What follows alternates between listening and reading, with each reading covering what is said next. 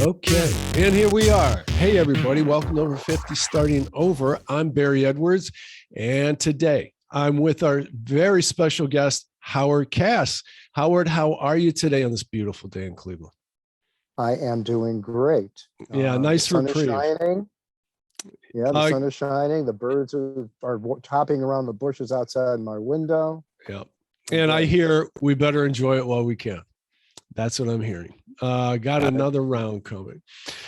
Howard, let me just introduce you here. First, I'll say that we worked together a few years back through a mutual friend of ours, business colleague, and at a local accounting firm.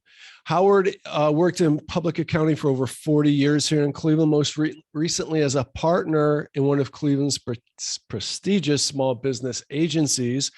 And Howard cultivated his expertise in individual and business income taxes, real estate investment, estate gift and trust taxation, and tax-exempt organizations.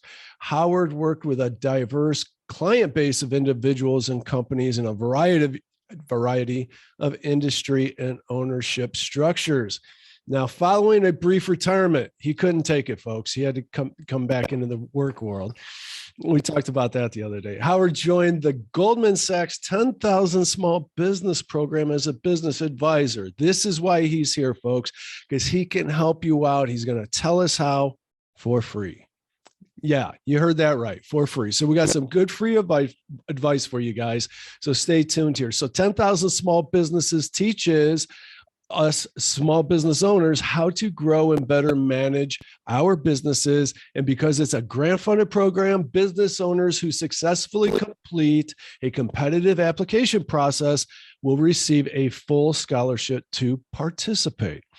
In his role as business advisor, Howard guides business owners through the program while offering advice to them on a variety of business issues. And like me and my regular co-host, Merle, Howard is a former alum of Kent State University, Bachelor of Business Administration and Accounting. Howard, how's it going over there? That was a mouthful. There's a lot going on. It was more than a paragraph. A little more. It's good. Yeah. A little more than a paragraph. Yeah, life is good. I'm having a ball. I can't think of a better way to spend retirement than to do what I'm doing. I found that interesting. When I talked to you before, the first thing I said was, it would have been so easy for you to go into a private practice, yet you made a shift.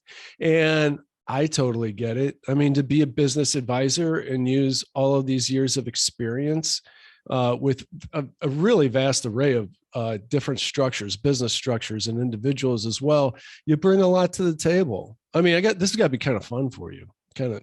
Oh, it is challenging. like I said, I'm having a blast. I'm dealing with a very diverse group of business owners and a very diverse set of problems that they have. And our program teaches business owners how to identify, evaluate, and implement a growth plan for their business. And along the way, teaches them how to better run their business. And I just feel that I'm really making a difference in the lives of all these business owners. At a great time as well. I mean, there's so much up and down right now in the market due to all the pandemic stuff, but I think a ton of opportunity, it seems to me. Can you describe what a really great eligible person looks like for your program? Sure. So we're looking for businesses that are at least 2 years old. We're currently pulling in minimum 75,000 of revenue and minimum 2 employees in the business, which includes the business owner. That's kind of a modification that we made in deference to COVID, pre-pandemic, and presumably at some point down the road, those will go up a little bit to 150K of annual revenue and 4 full-time equivalents. But again, 2 years minimum, and we are totally industry agnostic. You know, there are a couple of industries that we will not take, but they're few and far between, and basically center around certain vices that are out there. And what about, do you get to somewhat select who you mentor? Is mentor the right word for that? I would say advise and coach is probably a better word. Although I think that those two words plus mentor are often used interchangeably. That's very true. How much contact do you have?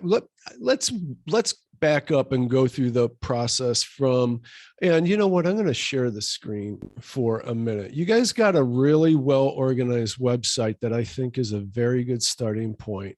And so for those of you business owners out there listening, and remember our audience is a little bit older here. We're all about over 50 starting over, which, Howard, that puts you right in a good class of people as you embark on your next phase. And so these are the kind of people that we're reaching out to. And you see the website, okay, don't you, Howard? Absolutely. Yeah. Okay, great. Yeah. So this is where you would start. This is try-c.edu/10KSB. And I will put that link in the show notes, of course. So this is where you would start. You can see the application button right here, along with request information, your class schedule, alumni. Are you eligible? There's a good question for you right there. And then upcoming events. So it sounds like it's a pretty wide bar as far as eligibility goes. Is that correct? It is. It is. So that we have a multi-part application process. So our goal when we're recruiting business owners is, do they meet the criteria that I laid out? Are they in business at least 2 years? Do we have an owner or co-owner of the business who is participating? Do they meet the revenue and the employment bars criteria, which are pretty low bars at this point? Mm-hmm. And assuming that that's the case, we invite them to click that application button that you saw on the previous screen, or right in front of you, actually. Is it? Okay, right there it is. Yes. Yeah. And then we'll ask you some preliminary questions, and that will be our part 1 application. Once we evaluate the initial application, then we'll do a little bit of light research and determine, okay, who do we want to advance to the next step of the process? And the ones who get advanced to the next step of the process are invited to submit some additional documentation and invited to participate in an interview process. And then once those who get past the interview process will be invited to participate in the program. It's a competitive application process. We don't take everybody, but we take a lot of people. And a lot of people who think that I'm too small or I'm too new will find that, no, they're not too small or too new, that we are there to help them. Do you have some kind of stats? Now, I remember first hearing about the 10,000 small businesses probably even more than 10 years ago. So it's been around a little while. Do you have any stats as to what the track record is like? I do. When you look at businesses that have gone through our program versus those that haven't, roughly 70% of our graduates increase revenues within the first 6 months to a year of participating, compared to less than 50% who don't go through our program. Right. In terms of employment, I don't recall the exact number, somewhere in the area of 65-70% will add employees, compared to well less than 50% who don't go through our program. We have a 99% graduation rate, and we have about a 95% referral rate. And the really cool stat is that 85% of the business owners that go through our program wind up doing business with one another. There's two really cool stats there. First of all, you said, I believe, 95% referral rate. Yeah. Now, what do you mean? That you are actually placing clients with them? Is that what you mean? No. Those are the people who graduate who refer other business owners into our program. Okay, so they're that happy with it. 95% are referring. I follow you. And then 85% are doing business with each other, correct? Yes, yes. Boy, that's a really attractive proposition right there, to tell you the truth. So you're building your client base by just attending Yeah, this. yeah, yeah. I mean, one of the core components of the 10,000 Small Businesses program is pure learning. People think they're coming in to learn from us, and to a large degree they are, but to a larger degree they're learning from one another, because business owners don't realize when they come into the room that this guy might be an HVAC person, this lady may have a flower shop, and they think the first day I've got nothing to offer one another. But it's amazing when they get to know one another and they start to compare notes, how much they do have to offer one another and how much they learn from each other. Okay, I completely understand that. What I'm wondering now is I kind of have a lot of questions all over the place. How geographically specific is it? I asked that because all of a sudden in the last couple of years, one good thing to come out of COVID is that we learned that we could work remotely finally, even though we could do it for the last 20 years, right? That's true. Well, I have a multi-part answer for you. Since you've got a lot of questions, I'll give you a lot of answers. Good. The program is a nationwide program. There are 19 sites around the country for this that deliver this program. We're one of the older sites, actually, and for those people who do not live near one of our sites, and near means within a 2-hour drive, then there's a national program that those folks can participate in as well. That runs out of Babson College in Boston, Massachusetts. Now, as far as our site is concerned, we are looking for people within about a 2-hour drive of our site. We've had people as far west as Toledo participate, as far east as, now don't boo, Pittsburgh participate. As far south as Columbus, although Columbus now has their own site. So the Columbus folks are participating in the Columbus area, in the Columbus site. It should be nice for you guys to mingle. Columbus has been booming for a long time now. Very attractive area. When someone gets started, okay, so I want to walk people through this a little bit. We kind of bounced around the initial part of it pretty quickly. So someone gets started, they go through the introductory process of applying, and I'm trying to get back to this main screen. And it seems like it should be a fairly painless process. You can go through the "Are you eligible?" screen first, but you go to the application process, at which point you enter what I would call phase one. And right. Is that simply a screening process? Is there? Yes. Okay. That's exactly right. So we ask some preliminary questions about your business, preliminary questions about revenue and employees. And then we have an outside organization that screens those initial applications and gives us the go or no go to go to part two. So part two is when we ask for supporting documentation for the information that you've put into that initial application. We look for documentation of ownership, documentation of ownership and employees. Because anybody can fill out an application and say, yeah, I've got this, this, and this, but you got to be able to prove it. And then, so once you get past that point, we'll invite you for an interview. And the interview is conducted by teams of people. We have multiple teams that do the interviews, and they're looking for things like passion for the business. What phase of the business are you in? Are you really interested in learning?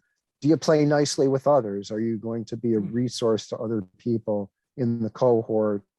And those are the criteria, kind of loosely, of what we're looking for. What is, first of all, is that interview process, is it remote or is it in person? Well, pre-pandemic, it was in person. Post-pandemic, it has been remote. Okay. From the standpoint of classes, we were remote from March of 20 until the end of last year. We have just started cohort number 26. That's 26, the 26th class that's happened at Tri-C. And that's in person. And we are following strict protocols to make sure everybody stays safe. We want to stay in person. We want everybody to stay healthy, and we're really going all out to make sure that we follow protocols that will ensure that happens. Okay, so let's go to that point. What I mean is, so let's say you make it past that's, I guess, second round where you prove your legal eligibility, and then is that correct? After that, then you are embarking on the classes themselves. You're invited to the interview, and if you get past the interview, then at that point, we will either invite you to participate in the upcoming cohort for a variety of reasons, and might ask you to defer to a future cohort, or if there was some issue in the interview, we may offer our regrets. Okay, I see. So right now we are looking at the class schedule itself, and I assume that cohort 27 begins summer of 22, and we're loose with our definition of summer. That'll be May 18th. Yeah, and this year we may be plowing our driveways to get there. And so orientation is a full day, and this is on the Tri-C campus downtown, correct? It is. Okay. Yeah, we're in the Metro campus in the Advanced Technology Training Center at 30th and Woodland. Right. And boy, these are full day events, each of them. Yes. Okay. Module 1, you and your business. And that would be on a Thursday, 8 to 5:30. You're going to be wiped out after that one. But really great subject matter, growth and opportunities. Let's see, financial statements, money and metrics. You and your the lender. You are the lender. Right. So you are the lender is a really cool clinic. We put the scholars, we call our students scholars. We put the scholars in the role of being the lender, and we bring some bankers in who play the role of business owners applying for a loan. Nice. And so our scholars can see from the lender's point of view, what do the lenders look for? What kind of criteria are they looking for? Not only in terms of documentation, but in terms of what that interview would look like. What would that Q&A look like? Oh, I think that's a great way to offer perspective on that. The next module is you are the leader, and certainly have to assume this leadership training, which I find very interesting because I've done a lot of work with a few leadership trainers themselves. Boy, have I learned what an underappreciated field that is, because we will take people that have come off a factory floor, appoint them to a supervisory position for their first time in their lives, and expect them just to know how to do the job. And you've heard the Peter Principle, no doubt, right? I have not. What is that? You have not. The Peter Principle. Well, it's from the 70s. You know, I've got a lot of gray hair. But the Peter Principle basically says that in any organization, every individual rise to their level of incompetence.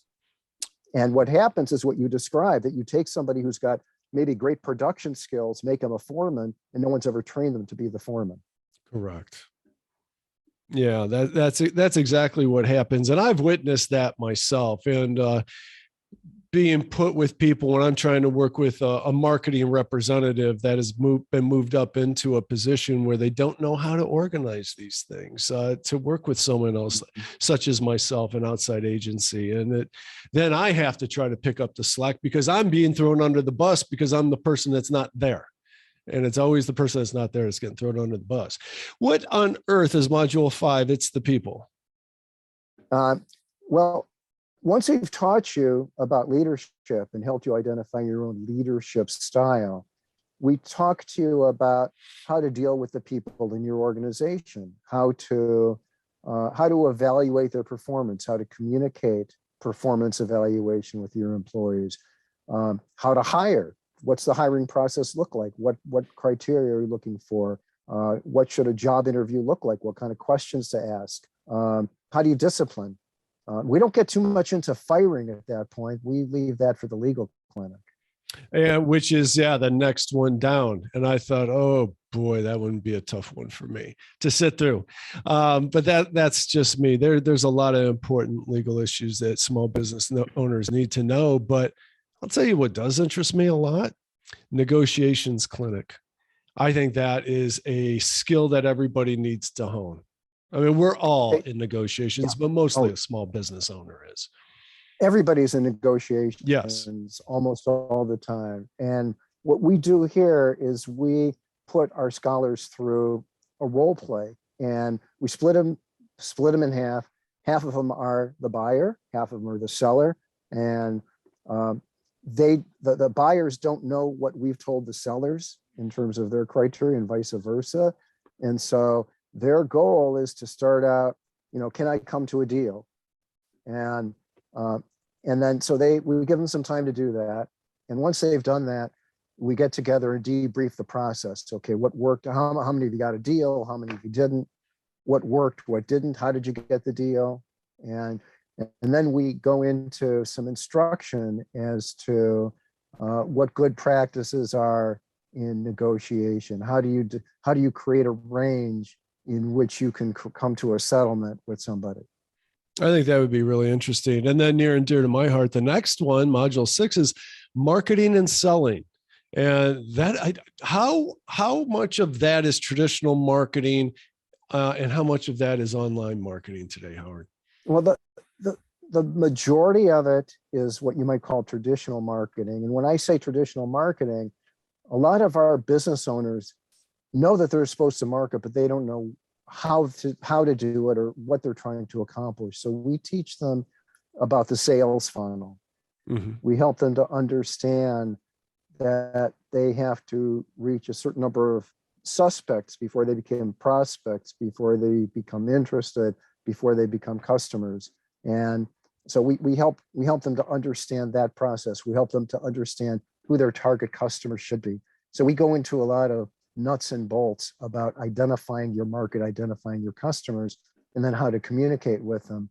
And we do have a little bit of time that we do spend on digital marketing. And in fact, the faculty who teaches digital marketing, who is also our lead faculty, is an expert on all things marketing, digital and otherwise. She happens to be the Google trainer, the official Google trainer for the Cleveland area. Oh, and her name is Lindsay Sims. I'm sure a lot of the folks who are listening may have encountered her. She does a lot of work for the Lorain County SBDC. She does a lot of podcast work. They can find her on LinkedIn. She's a terrific resource. Oh, that's really good to know. Brings us to module 7, strategic growth through operations. What exactly does that mean, Howard? People do processes, but they don't know why they do them or if they're doing the best way possible. So we teach people we teach our scholars, and actually they teach themselves, because it's always a hands-on type of activity where we teach them how to understand the flow of a process. How do you avoid waste in a process? How do you do things most effectively and efficiently? Okay, and that would bring us to being bankable. Again, I wouldn't know what that class would entail. So in being bankable, we are teaching our scholars how to understand what the drivers are of value for their business. And so understanding their financials early on was important, and then understanding what are some of the methods that a business evaluator would use to value a business, and what are things that they can do within their own business to enhance the value of their business. So they know, if I want to sell it, how much can I sell it for? Makes all the sense in the world. I'll give you a quick tip. What do I need to do to boost the value of that business?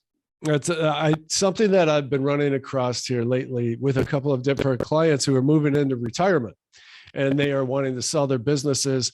I prime people from the beginning is they like to have their social media accounts in their own name because that's just how they started off. And that was easy. So they built up their audience in that way, but you can't sell your name along with the business. It's very important that, it's important that you have, doing your online marketing, that you have a Facebook, LinkedIn, Twitter, as much as I hate that platform, that you have these platforms and have them in the name of your business, not just your person. Because if you could create a pretty good following on that, that has a lot of value when you go to sell your business.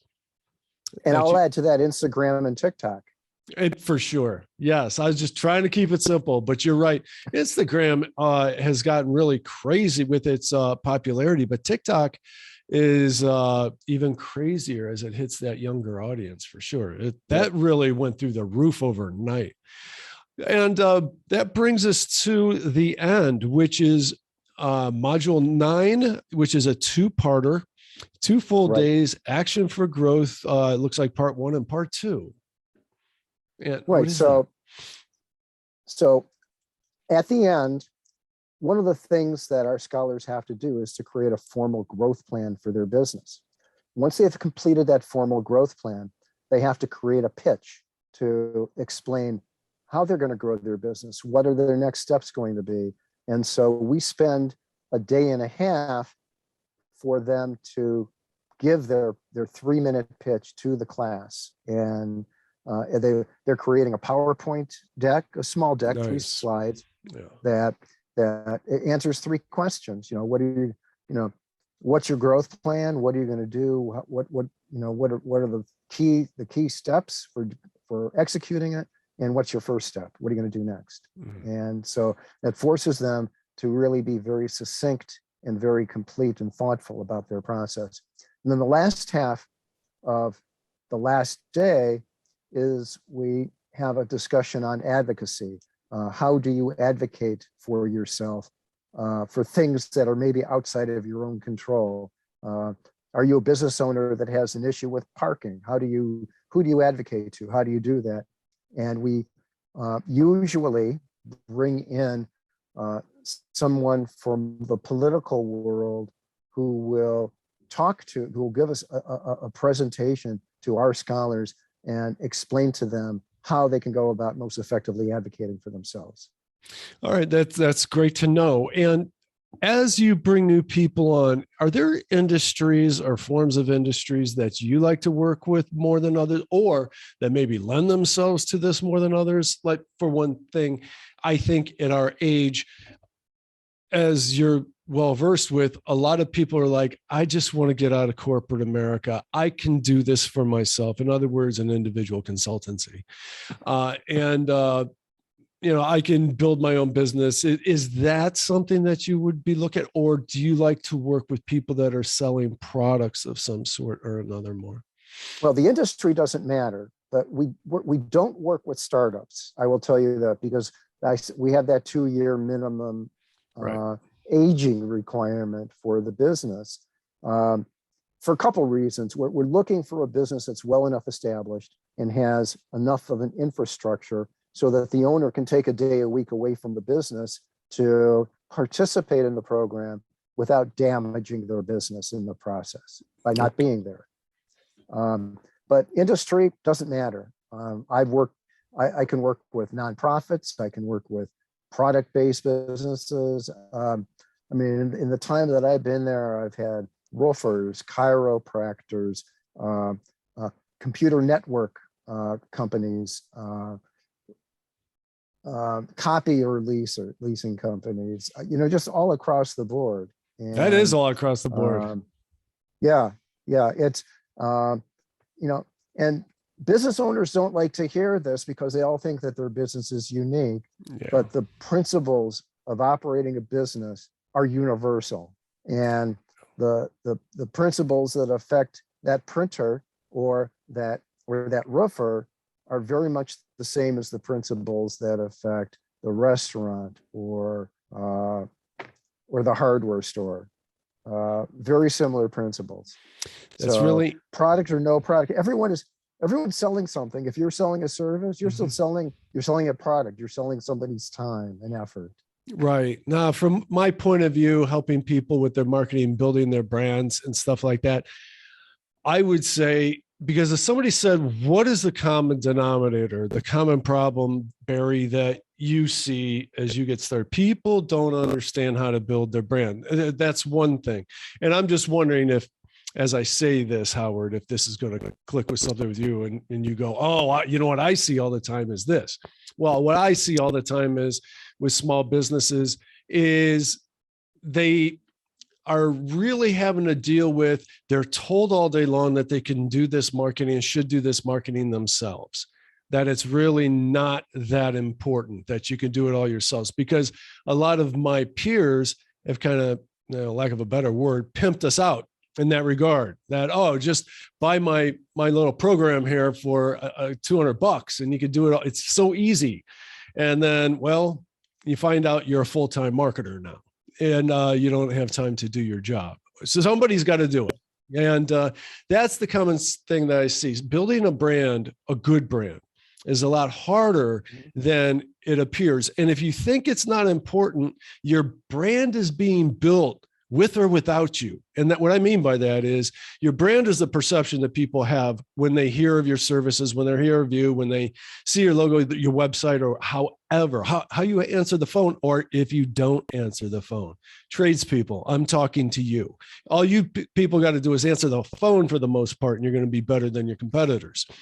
So I see these kinds of things. There's certain things as you guys bring in a new class that you go, these newbies, they're 2 years old, maybe more than that, but they're not total newbies. But is there one or two things that you see people are getting wrong that are young with these companies?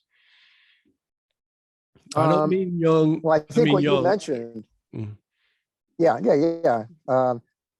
Well, I think the one thing that you mentioned, they try to do it all themselves. And the one thing that I can't stress enough, and this is something that I used to stress when I was in public accounting, you've got to have a great team that you trust. And when I talk about team, obviously I'm a good relationship with an accountant, a good accountant who's going to be an advisor to you, have a relationship with a business attorney, have a good relationship with an a business insurance agent or consultant. If you don't have the size or resource to have your marketing in-house, bring on a good outside marketing company. If you're new, you need to build a brand, as you talked about. And if you don't have a brand and you just have stuff that you're trying to sell, then you're not going to differentiate yourself from your competition. And that's key to being successful, is differentiating yourself from your competition. So I guess the probably the number one thing I see is. Oh, I'm sorry. Okay, I just wanted to capitalize on what you said. The importance of differentiating yourself from the competition is, and knowing what your value propositions are. You said this in a forum a few minutes ago. Your value propositions are identifying exactly how you differentiate from your competition in a way that can't be easily reproduced. So it might be your individual experience, or it might be a methodology, a proprietary methodology. Whatever it is, you need to clarify that and put that way up front at the beginning of your product or services. Because if you don't know how you differentiate, you're going to be in a price war, and the lowest price will win. You will, if you don't fail, you'll hate your job. You'll hate your business, because you'll be getting out of bed to work with the worst customers every day, that you're just battling your competitors for lowest price on. So it's really important to differentiate. Well, I know I'm an accountant, but I've had sales training. And one of the things that I learned in sales training early on was you never, ever want to compete on price. If you're competing on price, you're losing. And that's just a bad place to be. I'm going to mention something else as well. For, you talked about the new people that are leaving corporate America.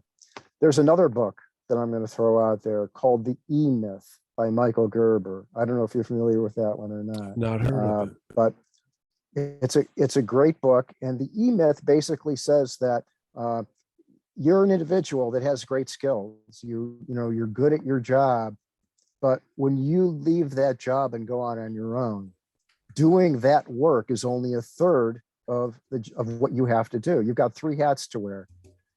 You got the technician hat to wear, which you're already good at. You have the entrepreneur's hat that you've got to wear, which is the guy who goes out or gal who goes out and brings in the business. And you have the manager's hat that you've got to put on to effectively manage this business. And so the E-Myth talks about the necessity of being able to wear all 3 of those hats and create the appropriate systems to do that.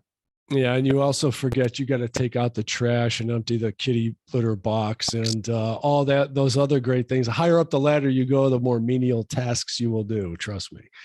I wanted to ask you, is that Michael Gerber? Did I get that right? Because I'm going to put that in the show notes. Yes. Okay, yes. Great. And yes.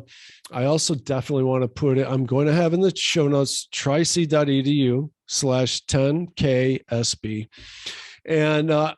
Do you have any other links or information that you want to share with us, how people may want to get in contact with you personally? Well, if you want to put well, it if they want to contact me personally, my email address is howard.kass, Kass, at tri-c.edu. And at great personal risk, I'll put my Google Voice number out there so I can screen the calls. And that's 216-245-9880. All right, that's awesome. Any parting words for us, Howard? Any encouraging words for those people that are trying to find their career of passion, trying to build it, trying to make it happen, trying to hold on to it? Well, the most important, you said the word passion. The most important thing, if you're going to succeed in your business, you've got to be passionate about it. It's got to be something that you truly believe in, something that that really consumes you. If you're not passionate about it, it will become a chore. I've heard it said many times, I don't know who said it, but I'll take credit for it, that if you love what you do, you never go to work for a day in your life.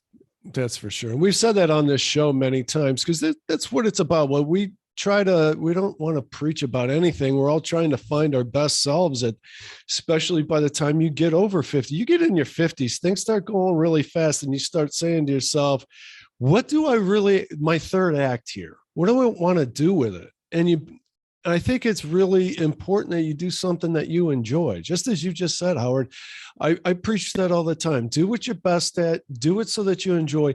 What we just said about knowing how you differentiate yourself so that you're not just battling on price. That's a horrible way to wake up in the morning. So reach out to Howard to get started. You got a lot of, if you qualify, if you are passionate, if you love what you're doing and want to make it work, reach out to Howard here. We got the website for you. And get on the path to growing your business, a 95% referral rate, if I recall. Is that correct?